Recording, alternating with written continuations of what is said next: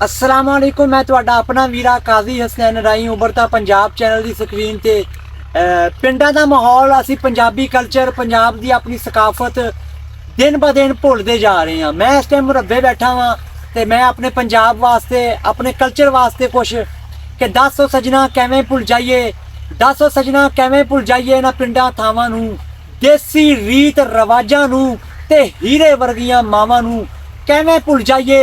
वो बचपन जिहड़ा पिंड विच रह के बीत गया, हार गया साडा पंजाबी विरसा, पर फैशन जीत गया।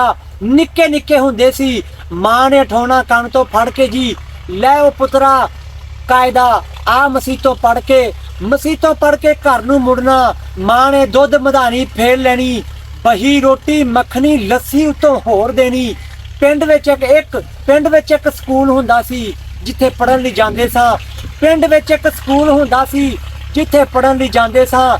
टाकियां दा बस्ता ते मलेशिया दी वर्दी, ना कोई डैक्स ना कोई गट्टू ना कोई टाट हुंदा सी, बोरी घरों ले जांदे सी ते मुरब्बे चलदा एक वेलना, तत्ता गुड़ खाना, ठंडी ठंडी रो पैनी। जुमे दी एक छुट्टी होनी, मुरब्बे चलदा वेलना, ठंडी ठंडी रो पीनी ते तत्ता गुड़ खाना।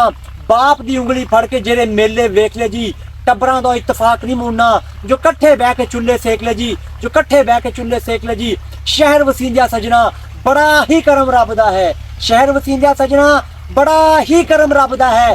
प्यार मुहब्बत ते अज भी साडे पिंडां थावां ते ही लभदा है। इस पैगाम नूं शेयर करो ते अपनी पंजाबी सकाफत नूं याद रखो। पंजाब जिंदाबाद।